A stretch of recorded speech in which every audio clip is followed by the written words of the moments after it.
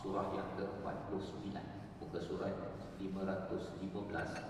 Dan alhamdulillah saya bersama Al-Fadhil Ustaz Aiman pada hari ini untuk sama-sama untuk melihat kepada ayat yang pertama dan ayat yang kedua dahulu, ya. Kita dengarkan bacaan bersama Al-Fadhil Ustaz Aiman Ridwan.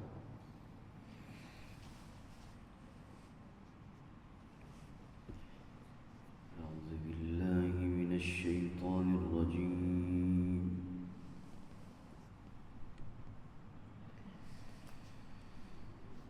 Bismillahirrahmanirrahim.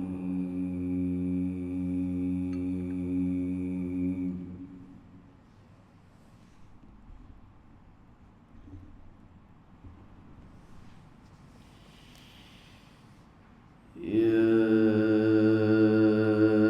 ayyuhalladzina amanu la tuqaddimu baina yaday Allahi wa rasulih.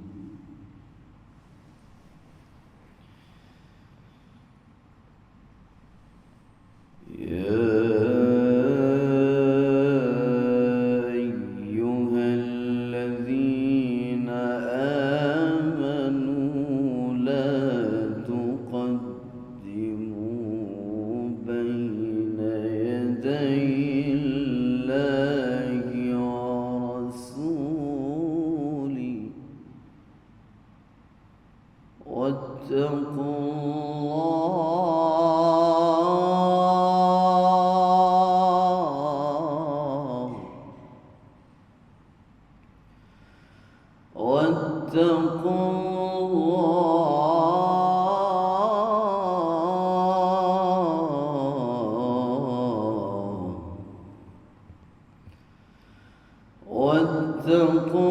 الله إن الله سميع عليم.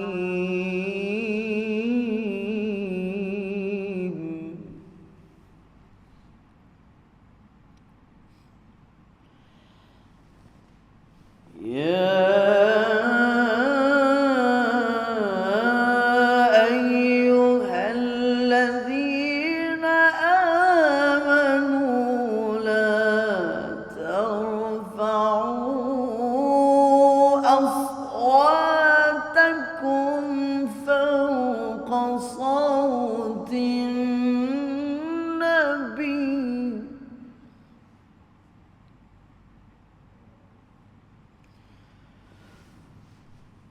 لا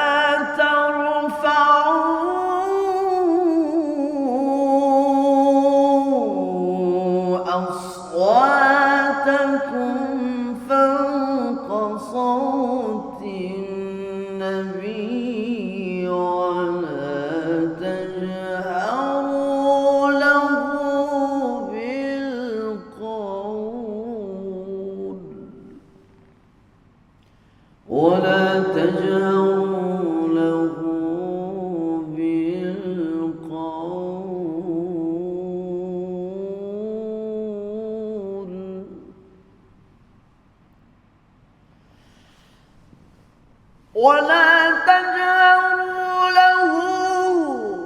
بالقول كجهر بعضكم لبعض أن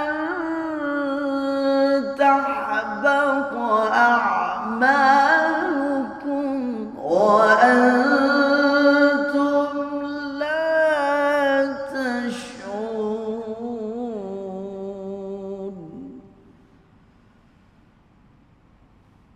كجهر بعضكم لبعض أن تحبط أعمالكم وأنتم لا تشعرون.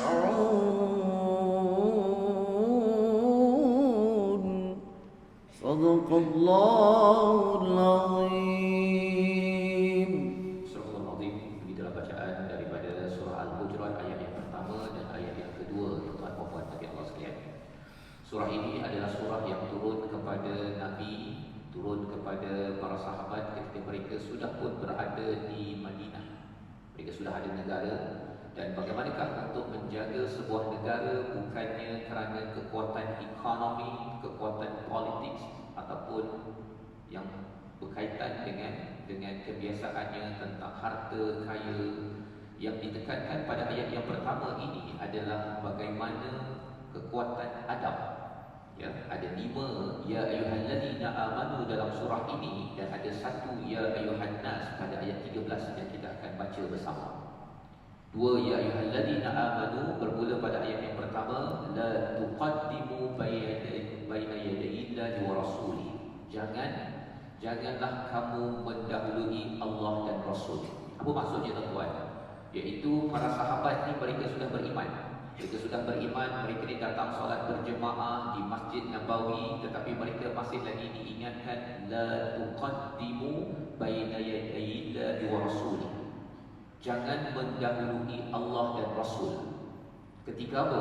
Ketika kita nak bercakap, ketika kita nak membuat keputusan, sama ada hari ini kita nak pergi ke mana, nak cakap apa, dalam kita memimpin keluarga, masyarakat itu, para sahabat diingatkan agar jangan mendahului Allah dan Rasul. Perkara ini penting disebabkan apa? Wattaqullah, dan bertakwalah pada Allah. Tanda orang beriman itu bukan sekadar di mulut sahaja, di hati sahaja, tetapi dia terjemahkan kepada cara membuat keputusan. Cara membuat keputusan. Pada setiap saat kita tuan-tuan bangun sebentar tadi, kemudian saya nak sambung balik tidur, ataupun saya terus pergi ambil air sembahyang, mandi, ambil air sembahyang dan datang ke masjid, itu beza di antara orang yang beriman yang menuju kepada takwa. Takwa ini maksudnya boleh-boleh iman dalam hati, dah tahu dah kena bangun ni, ya. Kemudian kita bangun saja, itu namanya takwa. Pasal ini Allah suka, dan kalau saya sambung balik Allah tak suka, maka itu orang bertakwa. Dan innallaha sami'un alim, Allah itu amat mendengar. Walaupun kecil hati kita itu menyatakan bahawa hari ini hari Sabtu, tak apalah, Allah dengar. Dan Allah tahu apa yang diperkatakan oleh hati, yang diperkatakan oleh hati para sahabat, termasuklah kepada orang-orang yang mengaku Islam di Madinah itu, tapi mereka tak nak pergi sembahyang subuh berjemaah pasal orang tak nampak. Orang tak nampak Isya dan subuh, orang tak nampak, tak apalah, kita tak payah pergi sembahyang berjemaah lah, ya. Kumpulan ini adalah kumpulan yang digelar sebagai munafik pada zaman Nabi sallallahu alaihi wasallam. Maka itu perkara yang pertama, hubungan dengan Allah dan Rasul. Kalau Allah suka, saya buat. Kalau Rasul suka, saya buat. Itu adalah disiplin yang pertama. Pada ayat yang kedua, la tarfa'u aswatakum fawqa sautin nabi. Jangan angkat suara lebih tinggi daripada suara Nabi. Pada zaman itu, zaman dahulu ada Nabi, maksudnya semua orang kena beradab, tuan. Siapa Nabi? Nabi ini adalah authority dalam agama. Orang yang ada say, ada authority yang perlu diangkat. Angkat itu bukan kerana dia manusia yang berbeza, manusia yang sama saja, tetapi kerana Allah sudah berikan ilmu, membawa wahyu, maka orang ini perlu diangkat, perlu diutamakan, dimuliakan. Zaman sekarang ini, orang yang berilmu agama, orang itu perlu dimuliakan, bukan kerana sebarang mulia, tetapi kerana ada perkataan wahyu di dalamnya yang kita perlu hormati. Maka dalam ayat yang kedua ini, ya, wala tajharu lahu bil qaul, jangan kamu mengeraskan suara. Maksudnya apa tuan-tuan? Apabila kita ada majlis ilmu, bila kita ada dengar daripada radio tentang hadis daripada Nabi sallallahu alaihi wasallam, maka kita akan beri perhatian benar-benar, ya. Kerana kita tidak mahu sambil hadis itu dibacakan ataupun ayat Quran dibacakan, kita pun berborak lain. Maka perkara tersebut, kalau katakan pada zaman Nabi itu, Nabi bercakap, ada orang lain bercakap, itu tidak beradab. tidak beradab, tidak menghormati kepada Nabi. Zaman sekarang bila ayat Quran, hadis dibacakan, bercakap lain, itu tidak menghormati. Orang begini tuan-tuan, sehingga kan Allah menyatakan apa? Kajah ba'dikum li ba'd an tahbita a'malukum, sampaikan segala amal kamu itu akan terhapus.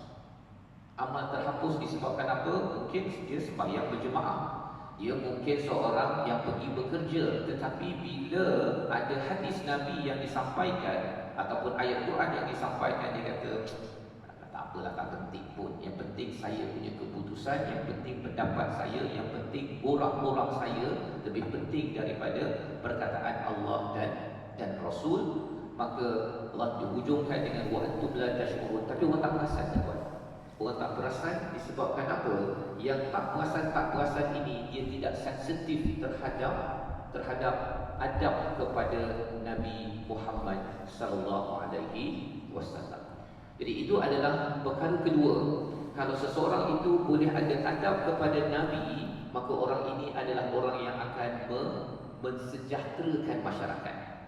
Tetapi kalau katakan orang ini dengan Nabi pun dia bising, ya, dia rasa bahawa dia mempunyai say, dia mempunyai pendapat lebih power lagi, maka orang ini tuan-tuan, kalau dia berada dalam masyarakat, tak kisahlah ada orang ada EKK ke, ada orang dah bermesyuarat, dah buat keputusan ke, dia nak bising sahaja, yang penting dia menang dalam kehidupan.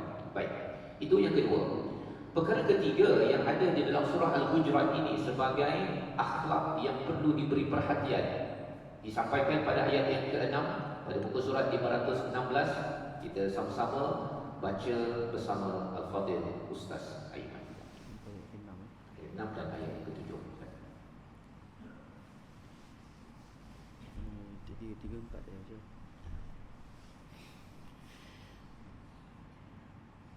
أعوذ بالله من الشيطان الرجيم.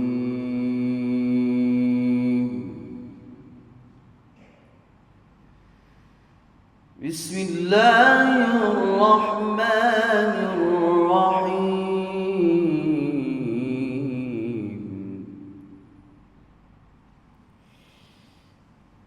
يا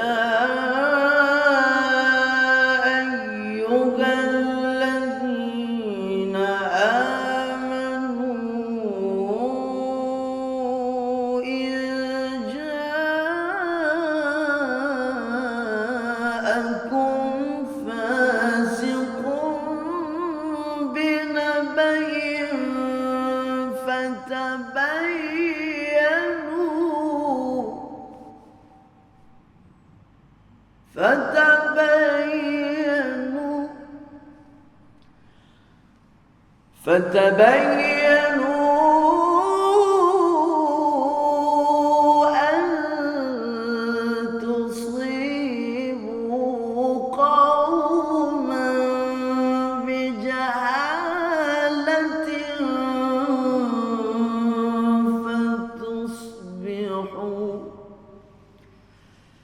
فتصبحوا على ما فعلتم نادمين.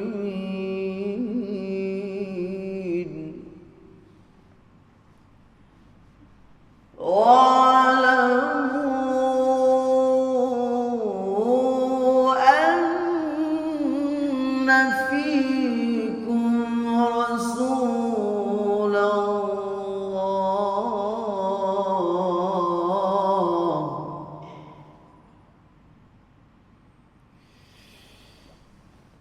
لو يطيعكم في كثير من الأمر لعنتم ولكن الله حبب إليكم الإيمان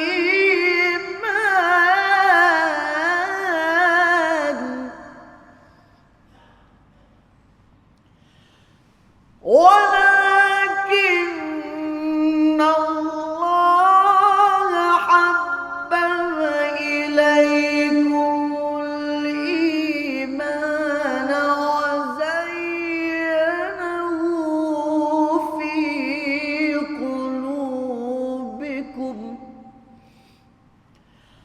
وزينه في قلوبكم وكره إليكم الكفر والفسوق والعصيان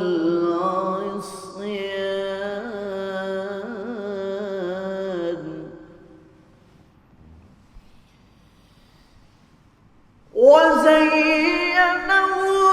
في قلوبكم وكره إليكم الكفر والفسوق والعصيان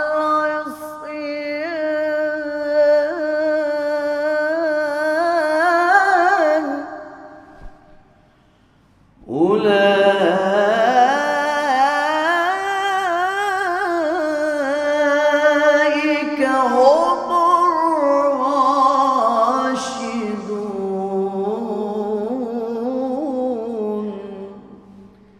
صدق الله العظيم. Surah Al-Azim ayat yang ke-6 dan yang ke-7. Ayat yang ke-6 membawa kepada ya ayyuhalladzina amanu yang ketiga. Tuan ya, maksudnya kalau pada zaman Nabi itu para sahabat mereka sudah beriman, tetapi Allah masih lagi memanggil wahai orang beriman, sila dengar arahan daripada Allah. Perkara yang ketiga ini, in ja'akum fasiqun binaba, ya, jika datang seorang yang fasik, orang yang derhaka kepada Allah dengan satu berita besar. Berita nabah ini satu berita yang besar, tuan ya. Di dalam kehidupan kita ada banyak mesej di dalam WhatsApp kita, ada banyak berita di TV, ada banyak berita di Facebook, di media sosial yang ada. Maka Allah kata jika datang seorang fasik membawa berita, tapi kita bukan tahu pun orang yang bawa berita yang bagi dekat kita itu fasik ataupun tidak, kita tak tahu. Tetapi Allah kata jika datang seorang fasik dengan satu berita, maka apa yang perlu kita buat? Tak kisahlah kita tak tahu orang ini fasik ke tidak, beranak bagi kita fatabayyanu, untuk kita sahkan fakta yang ada di dalam sesuatu berita. Ya. Pasal apa? Kadang-kadang betul perkara tersebut, perkara itu betul, tetapi kita masih kena bertanggungjawab sebagai orang beriman. Dia tak terus dia dapat mesej, dia terus forward sahaja kepada orang lain, ataupun lebih daripada itu, apabila dia dapat satu perkara, dia salah tafsir dan salah emosi kepada sesuatu berita. Itu namanya tabayyun. Tabayyun itu maksudnya faktanya betul dan ianya ditafsir betul pada emosi yang betul, barulah kalau nak forward ke ataupun nak dikongsikan, nak borak selepas ini, ya, ketika di kedai makan ke, dekat rumah ke apa ke, boleh, tak ada masalah, tuan ya, fatabayyan. Tetapi kalau katakan contoh satu perkara sahaja, contohnya kalau kita WhatsApp kepada kawan kita, kalau kita kata faktanya apa, kita hantar pada dia, dia tak balas. Faktanya dia tidak balas. Itu je. Jadi kita beritahu pada kawan saya tak balas WhatsApp, tak ada masalah, tuan. Tetapi kalau katakan kita tafsirkan dia fakta, kemudian kita tafsirkan, dia tak balas saya tu pasal dia tu memang begitu. Begitu, tuan ya. Dia tak balas tu pasal dia memang dia tak suka saya. Itu yang menyebabkan saya marah kerana dia tak balas. Dia dah masuk pada emosi, maka orang ini sebenarnya tidak tabayyun. Dan bila tidak tabayyun, itu menunjukkan keimanan seseorang itu sebenarnya sedang menipis. Tidak seperti yang Allah harapkan. Sebagaimana ayat pertama tadi, nak buat apa-apa sahaja mesti mendahului Allah dan Rasul. Dalam bab berita, kita bila mendengar sesuatu berita, ada orang bercakap tentang orang lain, jangan terus kita percaya, tetapi perlu kita semak. Ya. Antusibu qauman bijahalah. Kita tidak mahu sampai kita menyebabkan sesuatu yang tidak baik, ya.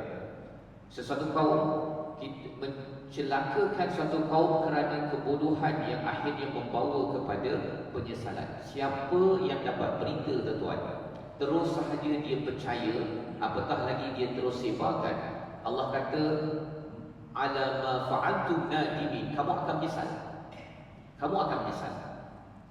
Dalam rumah tangga, kalau seorang isteri terus percaya sahaja apa sahaja yang dengar, seorang suami dia percaya sahaja apa yang didengar, maka dia akan menyebabkan rumah tangga itu akan penuh dengan penyesalan. Itu yang diingatkan pada ayat nombor 6 daripada surah Al-Hujurat. Kita lihat sedikit daripada ayat nombor 7, ya. Satu peringatan yang penting. Wa'lamu anna fikum Rasulullah. Ketahuilah bahawa di kalangan kamu ini ada Rasulullah. Pada zaman Nabi masih hidup, ada Rasulullah di sekitar mereka. Pada zaman ini tuan-tuan, Nabi memang sudah wafat, tetapi hadis Nabi masih hidup. Maka Allah ingatkan, lau yuti'ukum fi kathirin minal amr, jikalah dia Nabi sallallahu alaihi wasallam itu mentaati kepada kebanyakan majoriti manusia, maka kamu akan susah. Pasal adalah sahabat kata sepatutnya Nabi begini, terutama golongan munafik, ya, cuba untuk push Nabi untuk ikut keputusan mereka. Ya, untuk ikut keputusan mereka. Tetapi Allah beritahu bahawa Nabi ini dia mendapat wahyu daripada Allah, walakinnallaha habba ilaikumul iman. Perjalanan Nabi ini, misi Nabi ini adalah apa? Untuk membawa iman, dan iman ini yang ditumbuhkan. Kita beri perhatian tuan-tuan, ya, kalau tuan-tuan ada mushaf, perhatikan pada kata habbaba ilaikumul iman. Habbaba ini maksudnya membuat cinta kepada iman. Nabi memperjuangkan iman. Yang menanamkan cinta kepada iman ini siapa? Allah Subhanahu Wa Taala. Seperti tuan-tuan yang cinta kepada iman, bila dengar azan saja datang ke masjid, rasa macam berbunga-bunga hati itu tandanya Allah telah memasukkan habbaba, cinta. Tapi kita tahu bahawa habbah itu biji benih.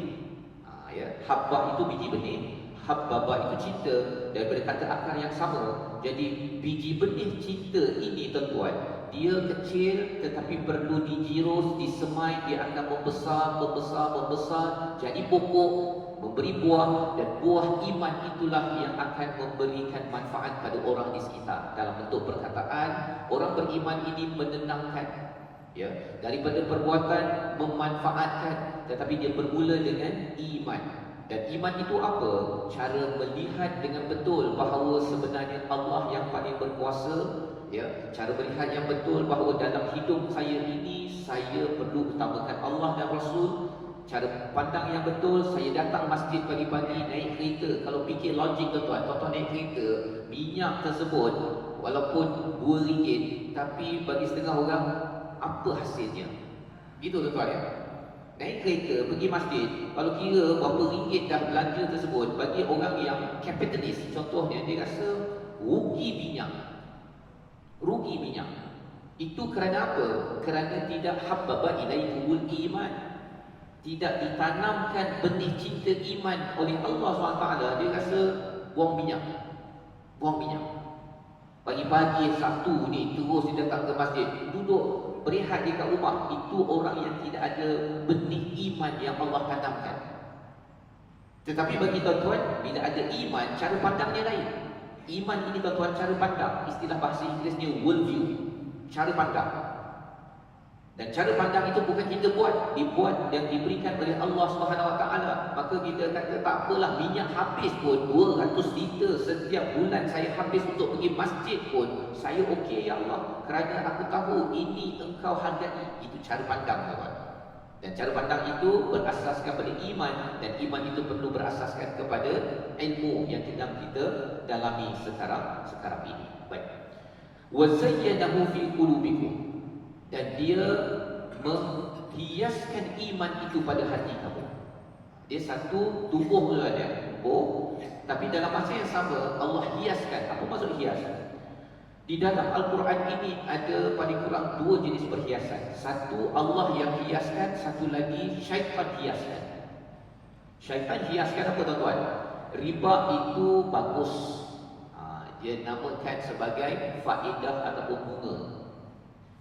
Syaitan hiaskan maksiat, dosa itu bagus, tak apa kan. Mengumpat sikit pun tak apa, bukan apa pun. Dah dengar ceramah 1 jam, umpat dah 5 minit. Dia hiaskan, dia bagi cantik. Tetapi apabila seseorang itu dihiaskan pada hatinya iman, Allah yang hiaskan, dia rasakan bahawa bukan sekadar iman itu sedang tumbuh, tapi dia rasakan inilah kehidupan yang cantik. Hatinya itu rasa amat-amat bahagia apabila dapat dengar Ustaz Aiman baca Al-Quran, ya, dapat duduk sekitar setengah 1 jam ini, dia rasakan bahawa inilah perhiasan. Macam kita ada perhiasan dekat rumah ke, ya, kita ada jam tangan ke. Kalau rumah kita itu kosong sahaja, tak berapa cantik. Tetapi bila ada perhiasan, orang tengok pun, wah cantiknya. Kalau kita pergi berjalan pun tengok kepada taman cantik, maka orang yang bersama iman, tuan-tuan, yang telah dihiaskan, dia nampak cantiknya kehidupan walaupun ada ujian. Walaupun ada ujian, saya tahu tuan-tuan, kita semua ada ujian, tuan-tuan. Cabaran keluarga, cabaran duit dan sebagainya. Tetapi kerana ada iman, iman menampakkan kehidupan kita masih lagi cantik. Dan benci kepada apa? 3 perkara. Al-kufur wal-fusuq wal-asyan. Yang pertama, kepada kufur itu kita benci untuk tidak bersyukur kepada Allah SWT. Saya tak suka kalau pagi saya sembahyang subuh lambat kerana saya nak dengar, saya nak bersama dengan imam menyatakan syukur pada Allah. Macam-macam kau bagi ya Allah, alhamdulillahirabbil alamin. Kalau lambat pun kita dah rasa tebal muka dah. Tebal muka kerana lambat bersyukur pada hari ini. Begitu tuan-tuan ya.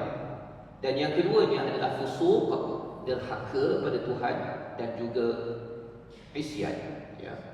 Fusuq ini selalu berbuat perkara yang dosa besar. Isyan ini walaupun dia derhaka kecil pun dia tak suka.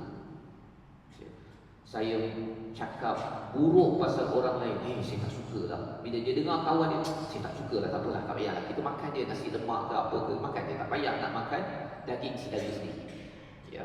Maka itu perkara ketiga. Dan siapa yang dapat iman tadi tuan-tuan ya, cara pandangnya, dan dia rasa bestnya hidup ini dengan iman, orang ini digelarkan Rasyidun pada hujung ayat 7. Rasyidun ini kita minta hidayah tuan-tuan ya, kita minta hidayah. Saya daripada Shah Alam pergi ke sini, turn left, turn right, pakai Waze.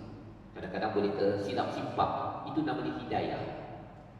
Tetapi kalau tuan-tuan dah biasa daripada sini ke Shah Alam contohnya, turn right pun tuan-tuan, tutup je lah Waze ni. Tuan-tuan dah tahu dah jalan ke kanan ke kiri. Itu namanya Rasyidun, hidayah yang matang. Dah tahu dah nak ke kanan ke kiri. Itu namanya Rusyd. Maka orang yang sentiasa disemai imannya dan dia rasa seronok dengan iman dan benci betul kepada kekufuran, tak nak buat dosa, dia mengumpat ke ataupun lambat solat ke ataupun apa sahaja, maka orang ini sebenarnya telah diberikan rusyd, kematangan dalam hidayah. Bukan hidayah tuan-tuan, kematangan dalam hidayah. Dan ini Allah kata fadlan minallah wa ni'mah. Ini adalah satu kurniaan besar, bonus, nikmat daripada Allah. Itu nombor 3. Nombor 4, ayat yang ke-11, sama-sama kita dengarkan bersama Al-Fatihah Ustaz Aiman. A'udzu billahi minasyaitonir rajim.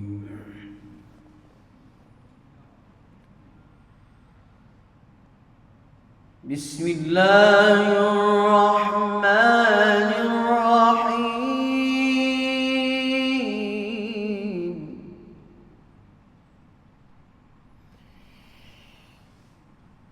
Ya ayyuhalladzina amanu la yaskhar qaumun min qaum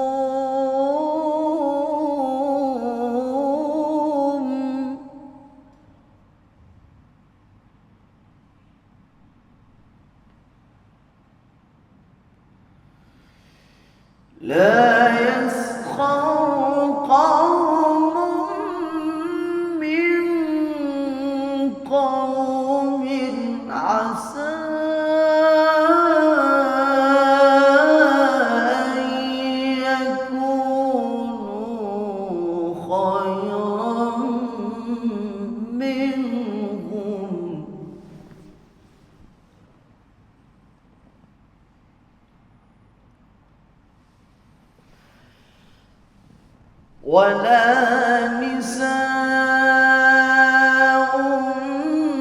من نساء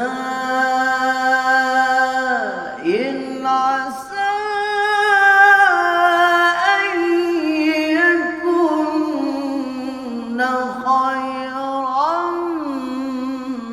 منهن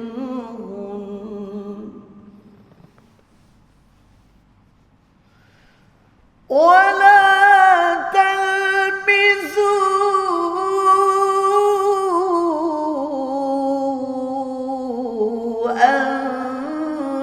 أنفسكم ولا تنابزوا بالألقاب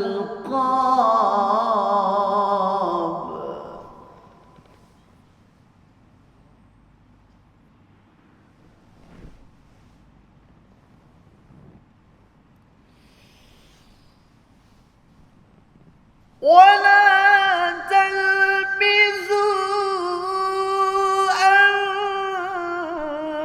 أنفسكم ولا تنابزوا بالألقاب بئس الاسم الفسوق بعد الإيمان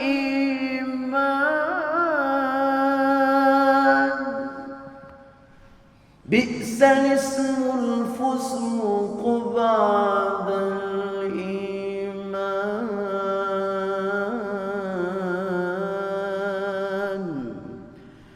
ومن لم يتب فأولئك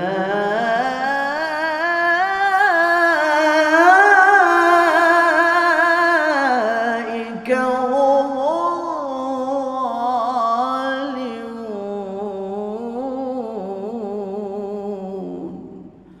صدق الله العظيم. Surah Al-Mu'min, ya ayyuhalladzina amanu yang keempat pada ayat yang ke-11 mengingatkan kepada kita tiga perkara tuan-tuan. Mengingatkan kepada para sahabat agar mereka kalau nak jaga iman yang kental, yang bulat, maka kena jaga tiga perkara. Yang pertama, la yashhar, jangan sindir dan memperlekeh orang lain. Jangan sindir. Suhriyah itu sindir tuan-tuan ya. Alah dia tu pindik, dia tu lebah ya. Itu tidak dibenarkan. Siapa yang sanggup keluarkan perkataan itu kepada orang lain, ya, merendah-rendahkan orang lain, itu tandanya imannya ada masalah. Imannya ada masalah. Kerana orang munafik pada zaman Nabi itu, dia suka memperlekeh kepada siapa? Sesama mereka, sampai dia memperlekehkan Nabi. Nabi ini lambat lah, tak bagi bahagian kita lah. Ini disampaikan dalam surah At-Taubah. Dalam surah At-Taubah sampaikan Allah turunkan lambat tuan ya. Asnaf zakat itu pasal orang munafik ini, dia memang buat hal. Dan orang munafik kita kena kenal tuan ya, mereka kalau ada IC mereka Islam.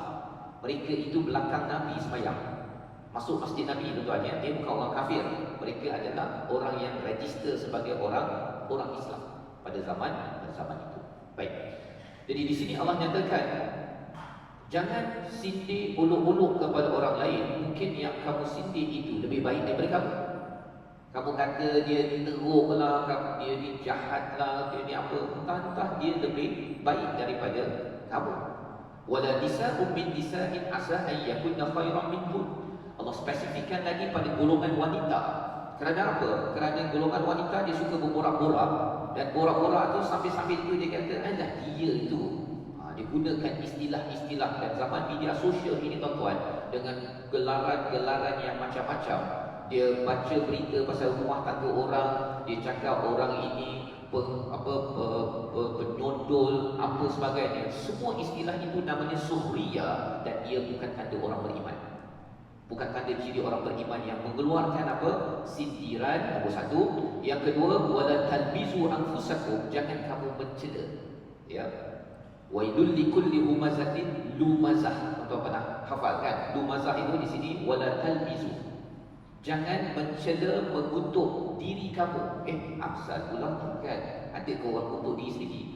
Siapa yang kutuk sahabat dia yang beriman kepada Allah, walaupun dia ni mungkinlah tak berapa sembahyang sangat, kan, taklah menutup aurat sangat, tetapi dia masih lagi menyatakan la ilaha illallah, kemudian kita kutuk dia, sebenarnya kita mengutuk diri kita. Berani kita tuan-tuan kutuk ayah kita, kan? Tak berani kan? Kita tak berani kutuk mak kita. Maka siapa sahaja yang mengutuk mana-mana orang beriman, dia sebenarnya mengutuk bukan sekadar kutuk ayah mak dia, dia kutuk diri dia. Sebagai tanda pasal orang beriman ini dia ikhwah, dia satu pasukan seperti jasad. Dia tak mungkin akan mengenakan kepada merendahkan maruah seseorang. Sebagaimana Nabi SAW bila memuliakan Kaabah, ya, Nabi memuliakan Kaabah, Nabi menyatakan maruah bagi setiap orang beriman itu lebih mulia daripada Kaabah. Lebih mulia tuan-tuan. Nak ceritanya apa? Nak ceritanya maruah umat Islam orang beriman ini amat suci, tidak boleh dihina. Tidak boleh dihina. Dia silap, maksudnya dia silap, kita minta Allah ampunkan. Kalau dia kena denda ke apa ke, selesaikan. Tetapi jangan dijaja-jaja di seluruh dunia. Nombor 2. Nombor 3, wala tanabazu bil alqab. Jangan beri label yang tak bagus. Pemalas, dia ni kotot, dia ni memang tak boleh pakai, itu namanya alqab. Ya, beri gelaran. Gelaran yang bagus, Abu Hurairah, okey, tak ada masalah. Abu Bakar, namanya Abdullah bin Abu Quhafah. Nama-nama yang bagus okey. Tetapi label-label yang tak bagus itu bukan ciri orang yang beriman yang Allah nyatakan di dalam ayat ini. Dan betapa besarnya 3 perkara ini sehingga kan di hujung itu Allah kata wa man lam yatub. Siapa yang tidak bertaubat, mereka itu adalah orang yang zalim. Siapa yang tak bertaubat, yang suka sindir, suka memperlekehkan orang, cakap dia ni dengan label-label yang macam-macam, ya. Di media sosial banyak perkara ini berlaku tuan-tuan, ya. Dan malah dalam grup WhatsApp dan sebagainya. Maka orang yang telah terkeluar daripada mulutnya, dia bagi label ketika komen dan sebagainya, kena bertaubat. Kena bertaubat. Taubat bukan sekadar kerana orang itu tak sembahyang, tetapi kerana dia tidak mengikut panduan akhlak pada ayat yang ke-11. Kita teruskan dengan ya ayyuhalladzina amanu yang kelima pada ayat 12 bersama Al-Fadhil Ustaz. أعوذ بالله من الشيطان الرجيم.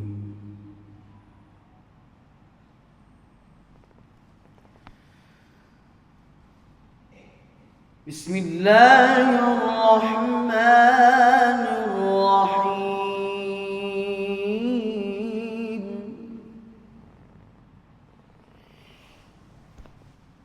يا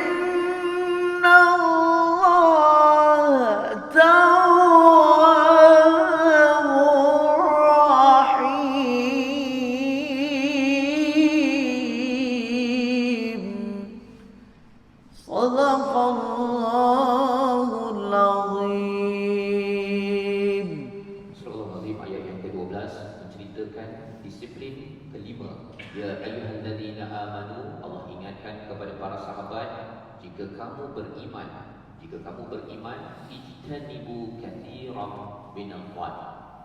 Kalau kamu betul-betul beriman, nak jaga iman, betul-betul mengutamakan Allah dan Rasul, bukan sekadar di mulut ataupun di atas kad pengenalan bagi kita, maka jauhi daripada kebanyakan dhann. Apa maksud dhann, tuan-tuan? Prasangka. Ya. Kerana sesungguhnya ba'da dhann ithm, sebahagian daripada dhann itu adalah berdosa. Apa maksud prasangka?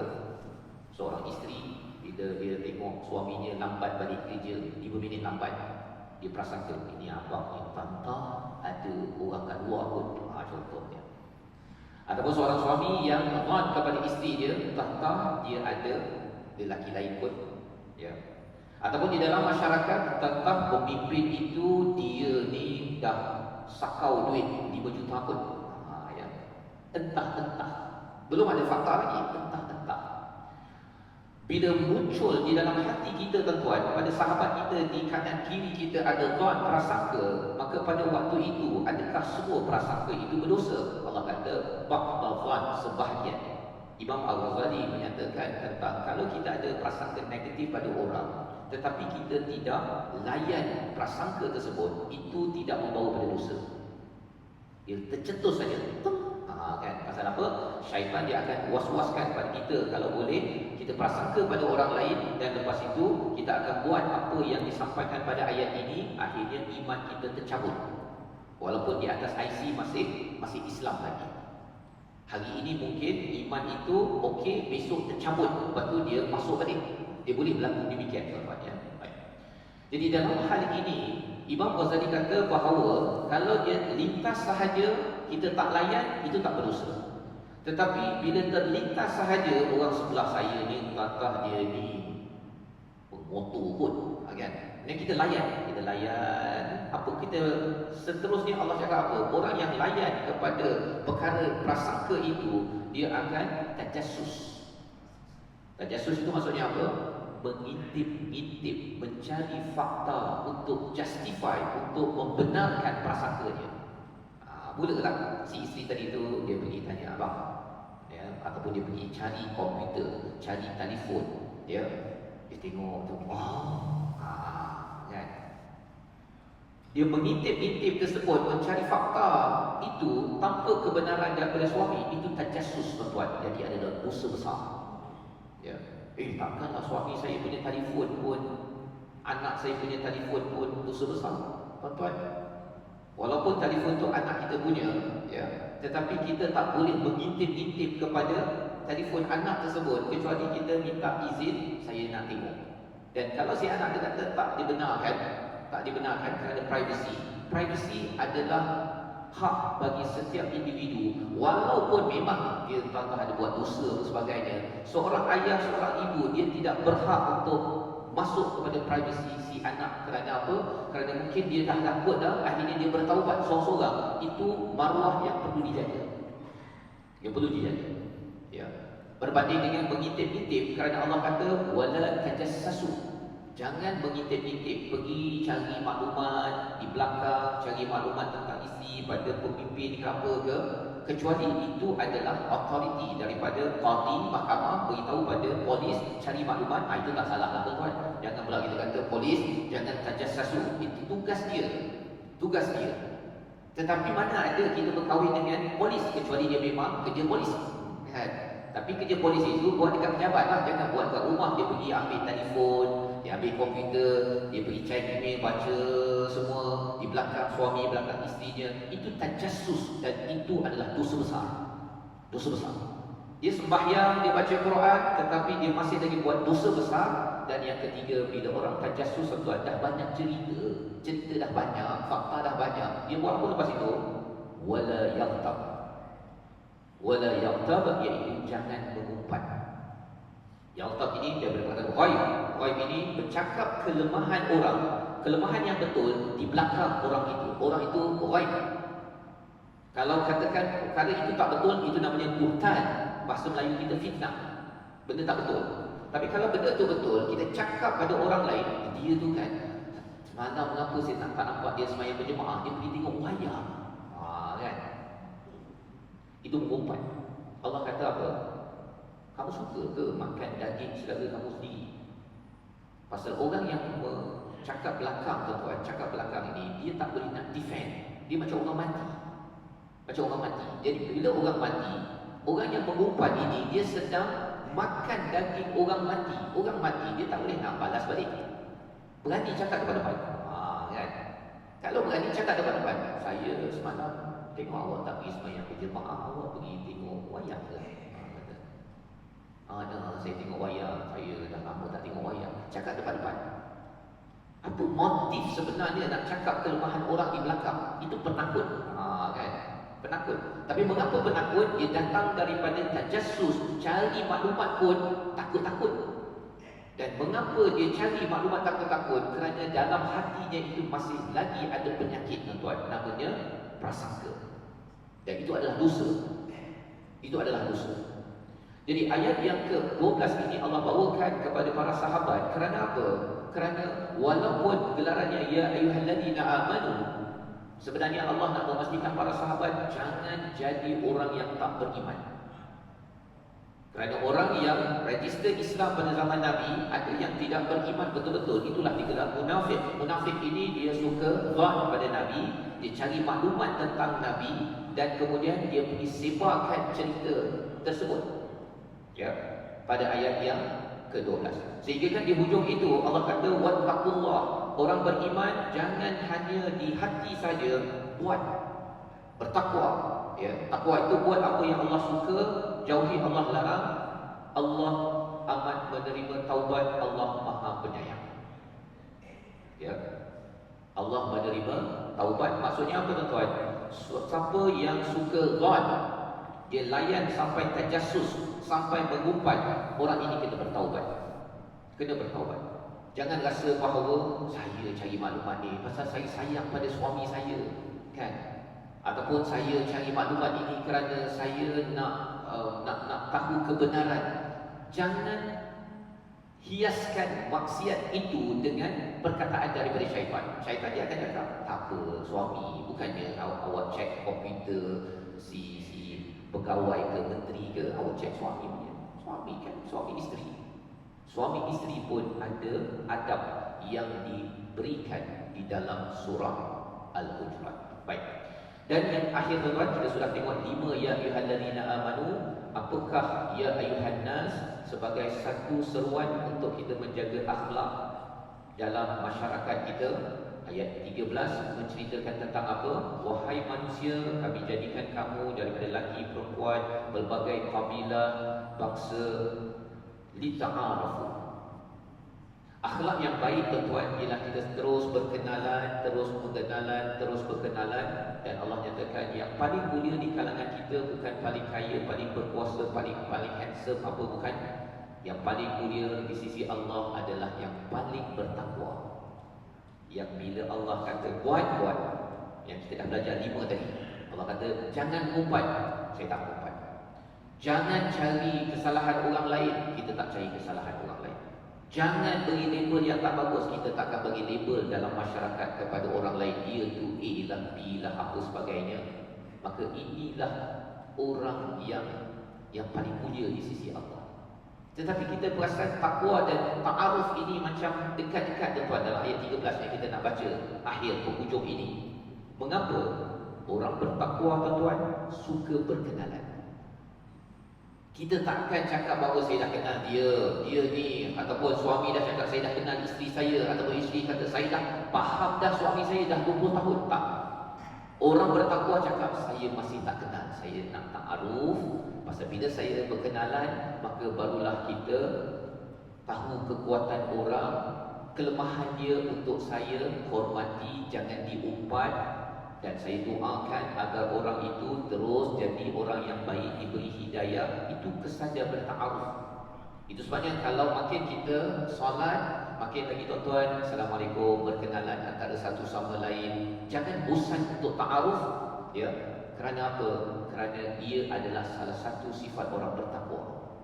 Orang bertakwa ni selalu tak tahu apa yang sebenarnya. Jadi dia berborak, berkenalan walaupun kepada ahli keluarga sendiri. Innallaha alimun khabir. Yang paling tahu siapa tuan-tuan? Hanya Allah.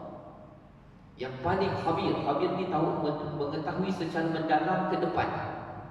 Ya, kadang-kadang kita ingat orang tu A tapi rupa dia dah jadi B.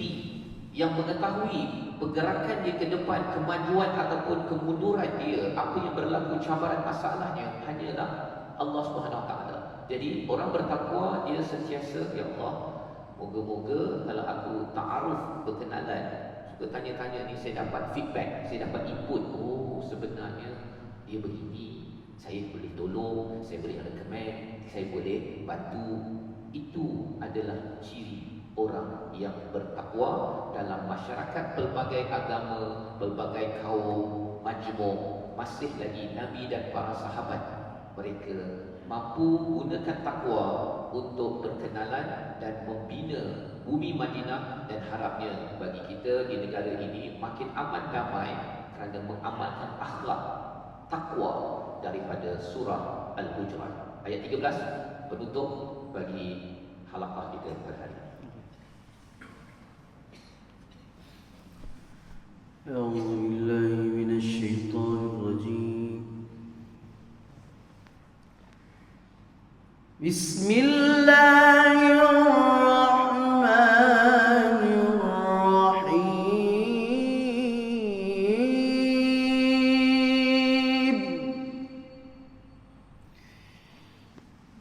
يا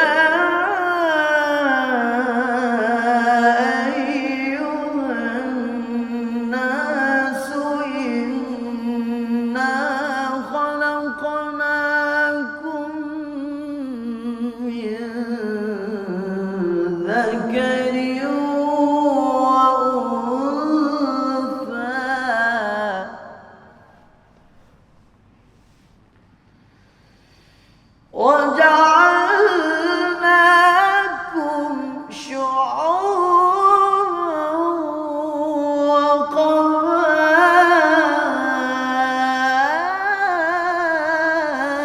وقبائل لتعارفوا إن أكرمكم عند الله أتقاكم. إن أكرمكم عند الله أتقاكم.